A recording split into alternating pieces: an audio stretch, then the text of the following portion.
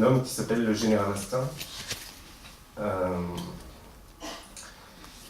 Et j'en ai fait un projet donc artistique, transdisciplinaire,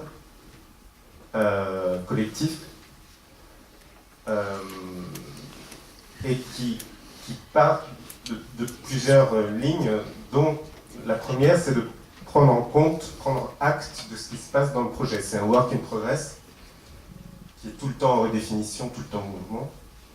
Et ma résidence s'est organisée autour de ce général. Donc en atelier, j'ai fait un atelier Général Instinct. J'ai fait une performance avec Olivier Rosenthal sur une séance de spiritisme. Et ensuite j'ai organisé un festival en invitant une trentaine d'artistes qui ont tous travaillé sur Général Instinct. Et donc évidemment, eux ils ont l'air de savoir mieux que moi ce que c'est. C'est toujours la question. Il y a des conférences parfois pour savoir qui est le Général Instinct, ou même qu'est-ce que le Général Instinct, parce qu'on dit qui, rendu à ce point-là de confusion. Mais ces conférences sont toujours un échec cuisant et absolu.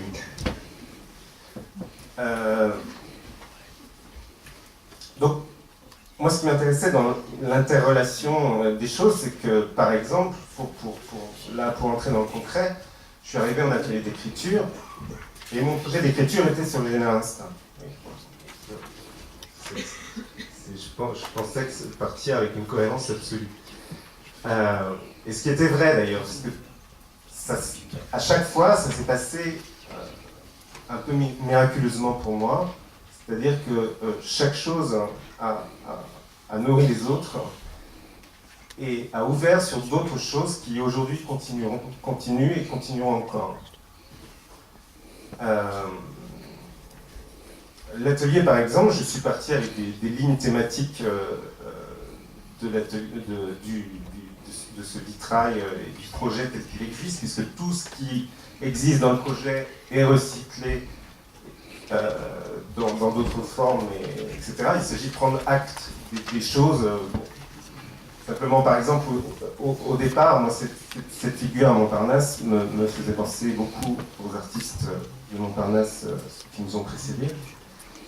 Et pour moi, c'était une sorte de mémoire vivante, paradoxalement, puisque c'est dans un cimetière, mais un anti-devoir de mémoire, une façon de faire ressurgir tous ces champs artistiques du passé. Par exemple. Et il y a beaucoup de thèmes thématiques. Alors, en atelier, par exemple, j'ai proposé au départ d'explorer ces lignes thématiques, et ensuite, finalement, ce qui s'est passé au cours de l'année, c'est que les travaux et les discussions entre nous ont nourri le projet qui, lui, s'est enrichi de cette expérience d'atelier d'écriture. Donc, il y a une espèce de... Et maintenant, le projet ne sera plus jamais pareil à cause de cet atelier d'écriture. Il y avait par exemple une vieille dame, l'âge allait de 25 ans à 89 ans. Donc, et notre doyenne nous a raconté un jour qu'elle avait inventé, quand elle était enfant, donc dans les années 30, un personnage, un frère imaginaire. Et hop, ce frère imaginaire est devenu une fractale du projet Général Instinct, puisque il y a ce côté fantomatique, ce visage qui disparaît, ce côté de la mémoire, ces trous au pluriel et dans divers champs artistiques, sociaux, etc. Pour basculer de trou en trou,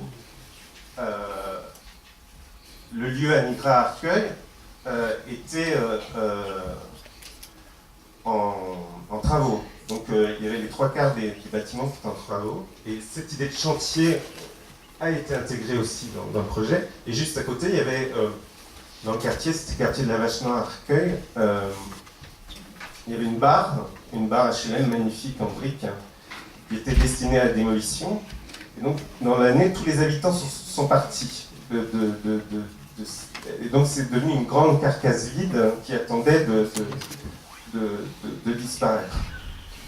Cet objet-là, en tant que chose urbaine, nous l'avons investi en atelier et nous l'avons investi textuellement. On a fait une soirée à la fin, un montage de texte, et ça se passait dans cette barre-là, vidée, avec le personnage dont je vous parlais tout à l'heure, le frère imaginaire qui se retrouvait dedans. Enfin, donc il y avait une espèce de machinerie comme ça qui se met en route et qui draine à peu près tout ce qu'on peut rencontrer. C'est un projet environnemental, c'est-à-dire ça s'adapte à chaque situation qu'il rencontre. Donc moi je ne suis pas arrivé avec beaucoup d'idées, et non plus pour écrire, puisque je savais que en mettant en réseau ces transversalités, quelque chose de l'ordre de la création allait émerger. Enfin, je l'espérais. Et en fait, ça s'est vraiment passé.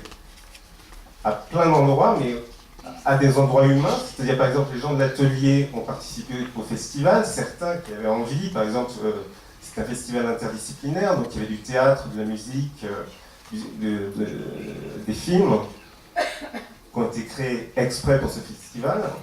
Les gens de l'atelier ont travaillé, la doyenne justement, était dans un des films, était l'héroïne d'un des films, et deux autres ont fait du théâtre avec une troupe qui présentait ce jour-là un travail.